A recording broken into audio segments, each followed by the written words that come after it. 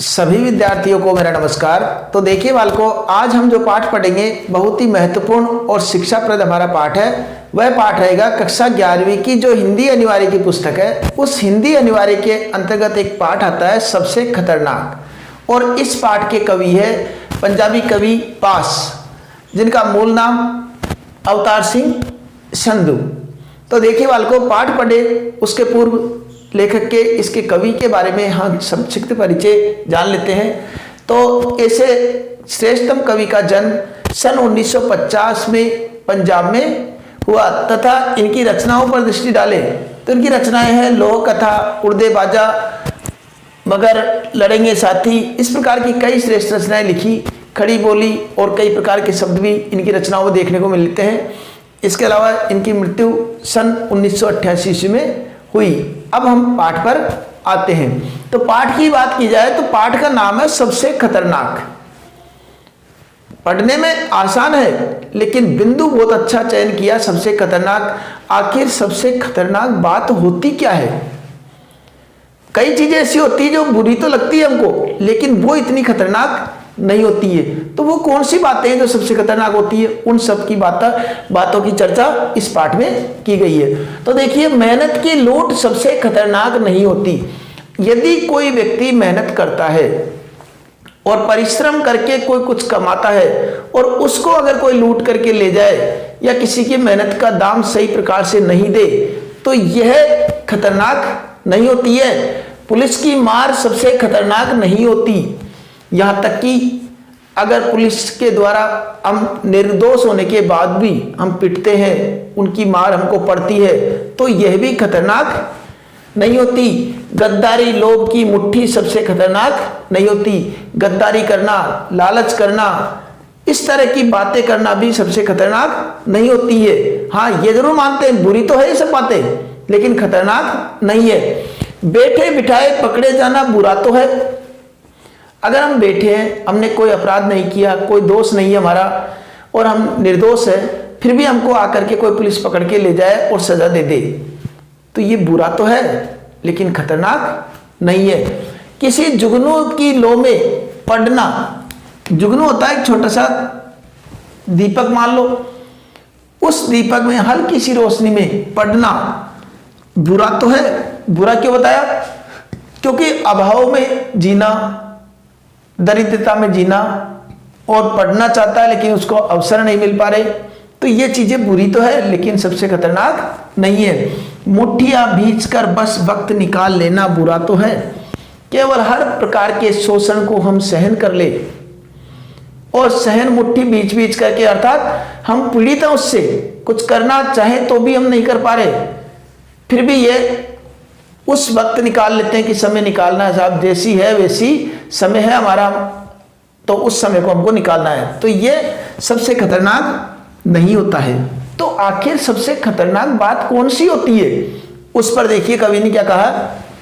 सबसे खतरनाक होता है मुर्दा शांति से भर जाना, कि व्यक्ति जीवित है लेकिन निराश है, हताश है, दुनिया में क्या हो रहा है, क्या गलत हो रहा है, क्या सही हो रहा है, कोई फर्क ही नहीं पड़ रहा, एक तरीके से मुर्दा शांति से वो भरा हुआ है।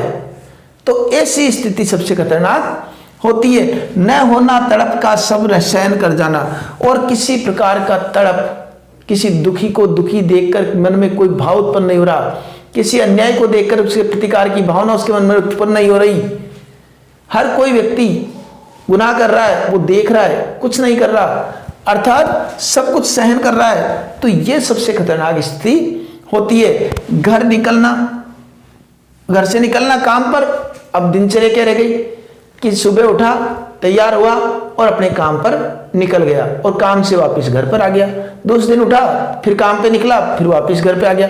ये दिनचर्या, दुनिया से कोई लेना देना नहीं। इस प्रकार की स्थिति सबसे खतरनाक होती है। और काम से लौट कर घर आना, केवल एक ही उद्देश्य रह गया, समाज के कार्य, देश के प्रति जो कर्तव्य है, समाज के प्रति कर्तव्य है, परिवार के प्रति कर्तव्य है, इनको कोई महत्व नहीं दे रहा और केवल घर से निकलता है काम के लिए और वापस घर पर आ जाता है। ये सब बातें खतरनाक होती है। सपनों का मर जाना, और हमारे सपनों का मर जाना, एक तरीके से हमारे कोई स्वप्न है ही नहीं, जैसे सारे स्वप्न ही हमारे मर गए हो। हमको तो केवल दिनचर्या चल रही है, घड़ी की सुई की तरह चल रहे हैं, बस गए आगे, समाज में क्या हो रहा है, देश में क्या हो रहा है, हमारे देश के प्रति कर्तव्य क्या है, देव समाज के प्रति कर्तव्य क्या है, इन सब बातों पर तो हमको विचार करना ही नहीं है। अगर ऐसी स्थिति देश में हो जाती है तो ये सबसे खतरनाक होती है। अब आगे देखिए कि सबसे खतरनाक स्थिति और कहां होती है।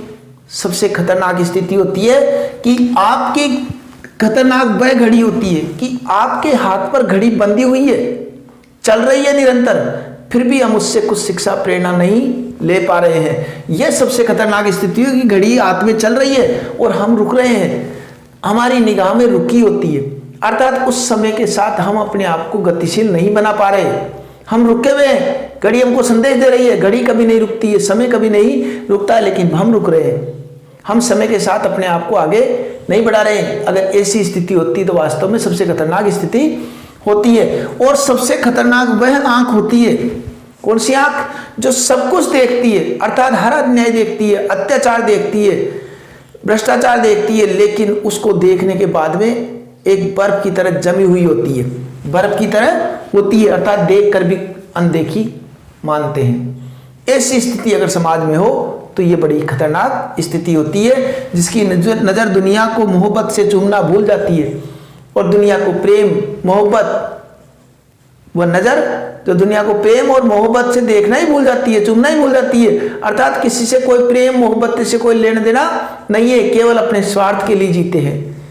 ऐसी अगर स्थिति हो तो वास्तव में खतरनाक स्थिति होती है। जो चीजों से उठती अंधेपन की भाव पर लुढ़क जाती है, जो केवल अपने मतलब की चीजों से उठती है और एक तरह समाज में अन्याय अत्याचार को देखकर अंधेपन की भांति वह अपने स्वार्थ में ही लिप्त रहती है। ऐसी स्थिति अगर हो तो निश्चित रूप से वह भी खतरनाक होती है, जो रोजमर्रा के क्रम को पीती हुई एक लक्ष्यहीन दुराव के उलटफेर में खो जाती है। जो रोजमर्रा दैनिक जीवन में केवल ये ध्यान है कि मुझे ऑफिस में जाना है, मुझे अपनी ड्यूटी पर जाना है, ये कार्य करना है, अपने स्वार्थ के लिए वापस आना है, फिर वापस जाना है, इसी रोजमर्रा की दिनचर्या में अपने आप को खो देता है और समाज के प्रति और देश के प्रति, इनके प्रति अपने कर्तव्य को भूल जाता है। और एक लक्ष्यहीन दोहराव मतलब जिसका कोई लक्ष्य नहीं है, दोहराव चल रहा है रोज की रोज, सुबह उठना, जाना, फिर आना, फिर जाना, इस तरह का दोहराव चल रहा है और उसी में व्यक्ति का जीवन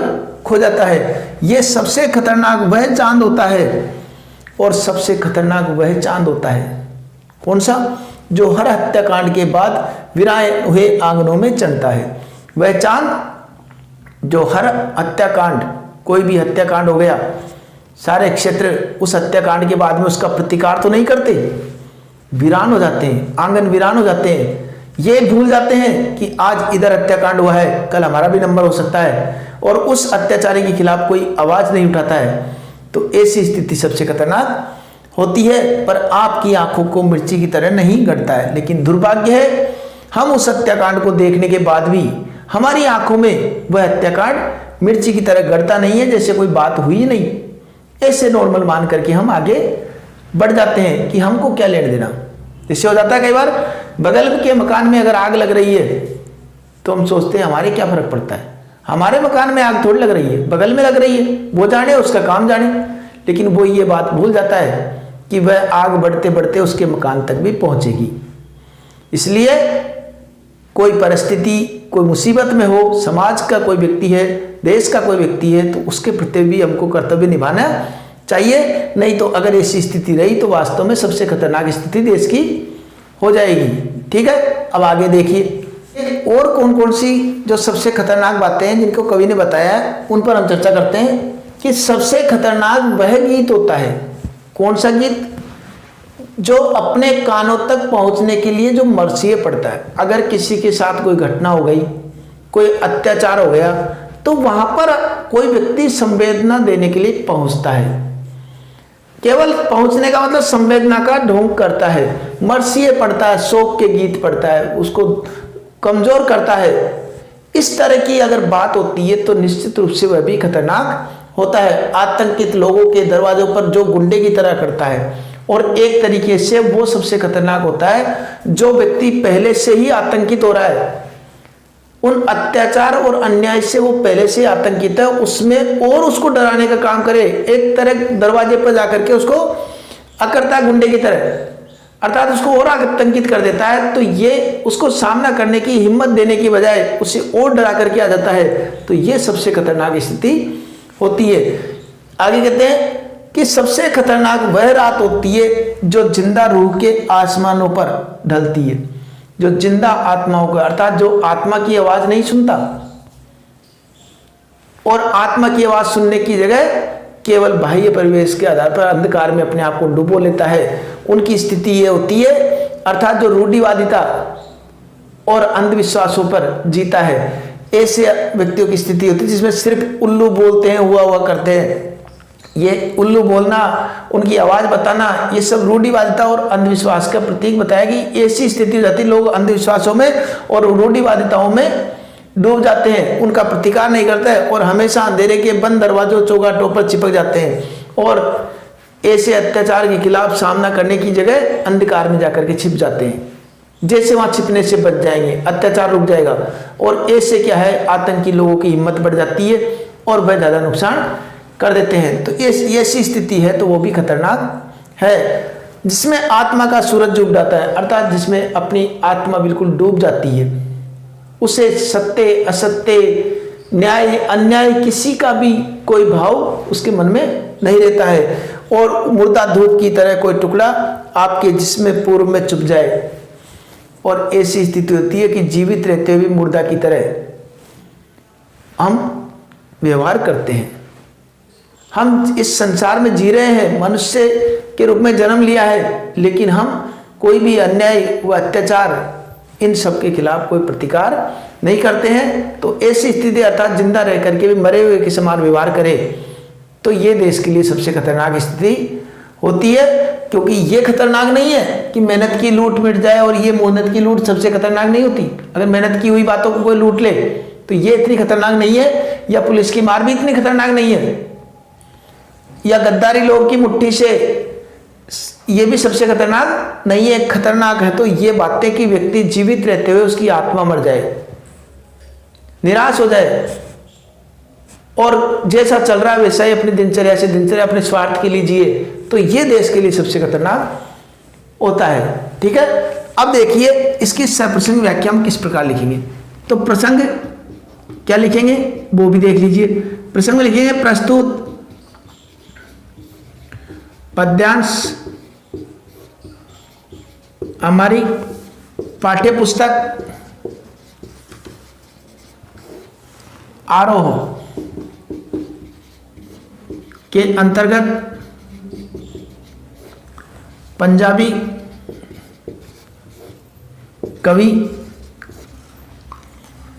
कवि पास द्वारा रचित सबसे खतरनाक शीर्षक से अवतरित है।